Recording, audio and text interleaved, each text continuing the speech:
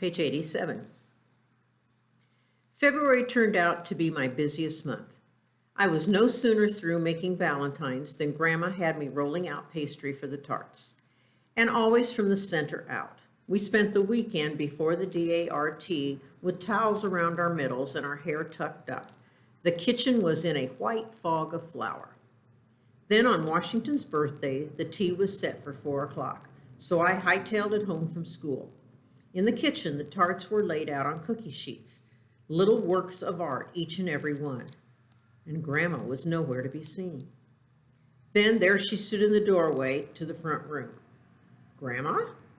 She seemed to ponder the distance off my right ear. She was posing.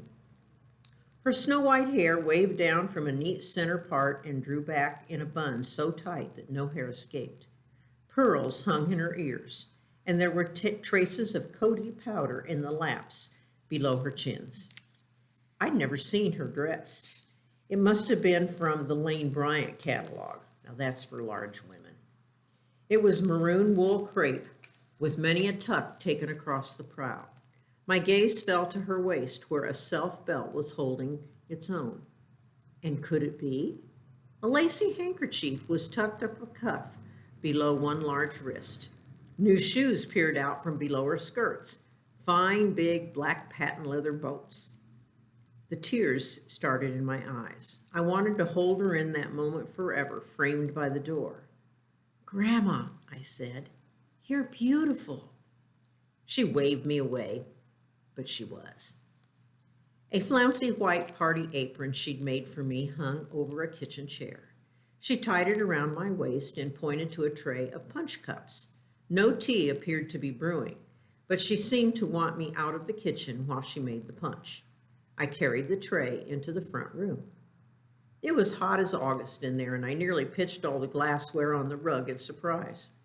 A lady had already arrived and occupied the best chair, and she was no member of the DAR. It was Mrs. Effie Wilcox. Mrs. Wilcox in a hat and an apron, but a nice visiting apron. Her eyes and her teeth aimed all over the room. Grandma set up the table with a white cloth. I put the tray down. Turning, I had the next shock. In the rocker by the stove was another lady wrapped in shawls and as old as the hills. She wasn't a DAR either. She looked like she might smoke a corncob pipe. I couldn't tell if Mrs. Wilcox noticed me. You could never tell where she was looking. But the ancient lady was sound asleep because somebody had parked her too near the glowing stove. She was alive, though. You could have heard her breathing all over the house. Back in the kitchen, I said, Grandma, who's the old party on the other side of the stove? She turned from a large bowl of brilliant red punch. That's Aunt May Griswold. The Cowgills brought her to town in the dairy wagon. She don't get out much anymore. Grandma, how old is she? Oh, I don't know, Grandma said. You'll have to cut her head off and count the rings in her neck. But then a rapping on the front door echoed through the house. That'll be the DAR. Grandma was cool as a cucumber, as if they often called. When I opened the door, Mrs. Wiedenbach swept in, followed by Mrs. Brochere, the undertaker's wife, and Mrs. Forrest Pugh. Then Mrs. Lutz, the preacher's wife, and last, Mrs. Earl T. Askew. All of them were hatted and corseted and veiled and gloved. They sensed trouble at once. Oh, tell me I'm wrong, one of them blurted. Is that Effie Wilcox? Howdy, Mrs. Wilcox said, looking them all over at once. They spotted Aunt May Griswold. Her jaw had dropped. She had 2 teeth, and she whistled as she snored, and they stared. She'll be next, said the undertaker's wife. Then they looked up to see Grandma, tall in the room, her big fingers laced before her. She looked as good as any of them. Better, if you ask me. They knew at once she was in charge of the party. You can throw back your coats, she said in welcome, or this girl here will take 'em. Mrs. Earl T. Askew was in a Persian lamb and wouldn't give me her coat. She longed to flee. They milled in the room, running into each other. Nobody wanted to sit next to Mrs. Wilcox. They noticed the pink silk pillow with the gold fringe that Grandma had put out to dress up the sofa, and it bore the message, Souvenir of Starved Rock, Illinois. I brought out the kitchen chairs. Mrs. L.J. Wiedenbach called the meeting to order, and though she was rattled. "We will dispense with our usual order of business," she began, "as we are not alone. But I will call upon Mrs. Lutz to give the invocation." "How about a swig of fruit punch to wet your whistles first?" boomed Grandma. I went to the kitchen for the punch bowl and handed around brimming cups. Mrs. Lutz rose for the invocation, which went on and on. I had time to bring out all the refreshments. When Mrs. Lutz finally ran down, Aunt May Griswold came to sudden life. "Amen, sister," she called out, waking in a crowd. She may have thought she was in church. "Who are you, honey?" Aunt May inquired of Mrs. Wiedenbach, who sat too near her. "We are the DAR," Mrs. Wiedenbach said sniffly. "We trace our families back to the American Revolution." "Speak right up here," Grandma roared from the kitchen door. "She's as deaf as a post." "Speak right up to me," Aunt May said. "I'm deaf as a post. But I'm talking about you, honey. Who was you?" "I was Wilhelmina Roach before my marriage." Mrs. Wiedenbach spoke stiffly, but she was willing to give her history. "I trace back through my mother to the Crows of Culpeper County, Virginia, and Captain—" "Oh, honey, you don't." Aunt May was wide awake now, bright as a button. The room suspended. They hardly noticed when I refilled their punch cups. "You be about, what, 56? Aunt May squinted. Mrs. Wiedenbach paled and took a quick swallow of punch.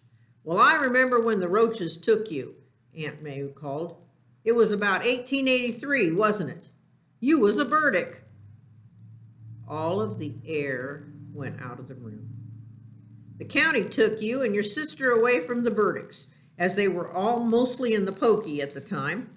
That's a slang way of saying they were all in jail. "You and your sister was put in separate foster homes. Nobody wanted both of you. I remember it like it was yesterday." Aunt May sat back and rocked. "Oh, yes, you're a Burdick. That green-eye, blue-eye trait came into the family later from a lightning rod salesman." The silence was deathly. Mrs. Effie Wilcox rose from her chair. Her hat hung from a single pin. "And the Schultzes took me," she cried out. "They never wanted to tell me who I was. They said it would mark me for life." The DAR ladies fell back. Mrs. Wilcox made a beeline across the room. "You're my long-lost sister." She flung out her arms to Mrs. Wiedenbach, who flinched. Punch went everywhere, and horror and defeat were written in her face. The afternoon descended from there. Mrs. Askew fled, perhaps to spread the news. The rest circled Mrs. Wiedenbach to support her and wall off Mrs. Effie Wilcox. The front room was as hot as the Amazon jungle, and several needed a third cup of punch. They were in tears now, and Mrs. Wiedenbach was hysterical. They bore her away out the front door in a gaggle, their hats over their ears and their veils trailing. None of them walked a straight line, and Mrs. Wilcox wove after them in pursuit. And come to think of it, she and Mrs. Wiedenbach had the same coloring, kind of pasty-faced. Different teeth, but Mrs. Wiedenbach's may not have been her own. Mrs. Wilcox paused at the front door, where Grandma was seeing her guests off. "I guess Wilhelmina's broke down with joy at finding me at last," Mrs. Wilcox said. "Very likely," said Grandma, closing the door behind them all. She turned to savor the quiet of the room. Aunt May Griswold had dropped off again. Her jaw gaped. She snored a little whistling, sleepy time tune. Grandma spoke low. "What in the Sam Hill are we going to do with all of them tarts?" But we got through them in time. There wasn't a drop of punch left. It had been 1 part strawberry juice and 2 parts of Kentucky straight bourbon. I found the empty bottle of Old Turkey later. In a sharp break with tradition, Mrs. Dowdle was hostess for this year's DAR Washington's birthday tea. Honored guests were Mrs. Effie Wilcox and Aunt May Griswold. A sudden cold snap has cost the life of a heifer on the Bowman farm and killed a hog. Again, this is from the Newsy notes out of the Piatt County Call from their newspaper. I wrote out my latest Newsy note and copied it over neatly. Newsy notes. As Miss Butler always said, the only real writing is rewriting. I dropped it off as usual down at the post office on my way to school. So we have the young lady here is the author of Newsy notes in the paper. Page 94, A Dangerous Man. Spring and I stirred. For my 16th birthday present in March, Mother sent me $1, all folded up. I don't know where she got it. The farmers planted alfalfa on the day after the new moon. The oats and clover went in. Now in April, they planted corn in the field next to Grandma's house. The sap was rising, and the seasons turned like a wheel. I hadn't seen much of Bootsy all winter long. She didn't turn up for the treat on the back porch anymore. She was finding her own suppers. Once in a while, I'd see her shadow against the snow. She was going about her business, being a country cat. Then in the spring, when you could smell the ground, Bootsy turned up. She found a way to climb the house up the front porch trellis, I guess. She did her high wire act along a slanting drain pipe all the way to my window. I never knew how she did it, though she could see in the dark. I'd let her in, of course, and Grandma knew. Bootsy would drop in off the windowsill. If she felt like it, she'd jump on my bed. I'd make a tent of the covers, and sometimes she'd take a chance and climb inside, eyes aglow like the dial on the Philco. She'd claw a nest and curl up in the crook of my arm, like in the old days. She was more of an armful now, and she smelled like the Cobb house. But Bootsy never lingered. Some nights she'd hear the faint thumping sound from the attic, and she didn't like it. She'd fight out of the covers and glare at the ceiling and be gone. I'd ruled out ghosts, so I was used to that sound from above. Weeks went by without it, but I'd wake in the night, and it had been the thump from up there. Once a bird cried out and suddenly stopped in the middle of the night. By April, Bootsy took time out from her busy schedule to bring me offerings. One afternoon, I found a robin's egg on my bed. Had the robin flown in the open window and laid it? But no, Bootsy must have carried it in her mouth all the way up the house for me. I was touched. The next one was a dried-up grasshopper, and then a field mouse, dead as a doornail. Then part of a frog, very ripe. One day when I came in, the present on my bed moved. Mewed. It was a kitten, a miniature Bootsy with bird-brittle bones and 4 white paws in the air. I named her April on the spot. She was so tiny and breakable, I was afraid to touch her. But I meant to keep her. She'd replace Bootsy. I'd get a box of sand up here for her and sneak food from... But then Bootsy appeared on the windowsill. Dropping down, she gave the ceiling a quick, cautious look.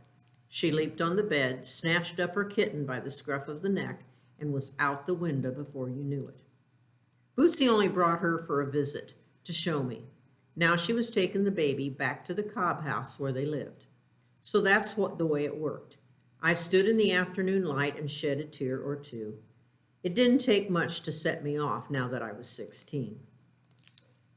That Saturday was summer warm. "Bring down your sheets," Grandma hollered up the stairs at the crack of dawn. She liked to boil her laundry in a big pot over an open fire in the yard. She didn't have a wringer, so we wrung out the sheets by hand. It was like a tug-of-war once she dug her heels in.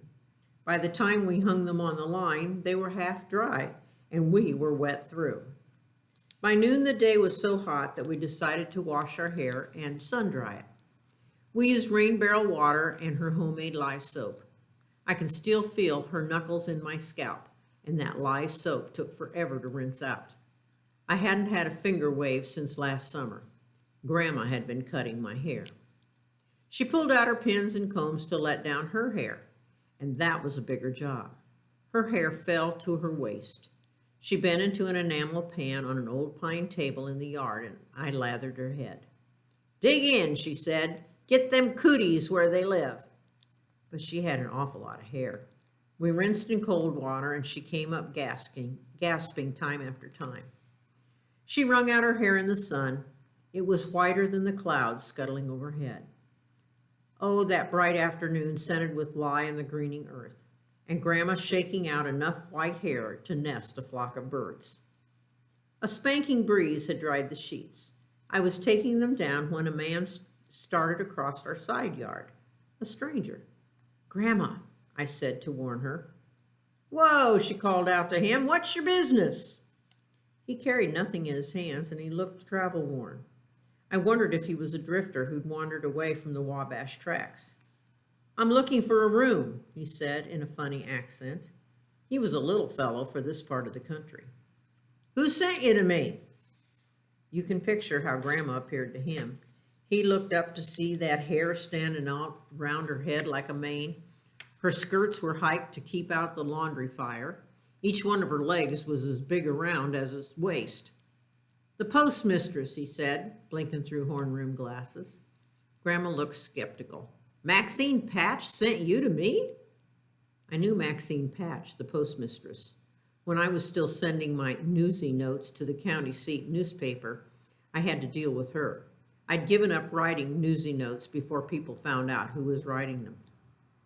I was learning from Grandma how to keep my business private. "She just said I have to go door to door to see if anybody'd rent me a room." The stranger still stared. Grandma was such an awesome sight that he could hardly keep his thoughts in order. "And you're the last house in town. Don't you people have a hotel around here?" "We used to, but it burned to the ground on the War of 1812.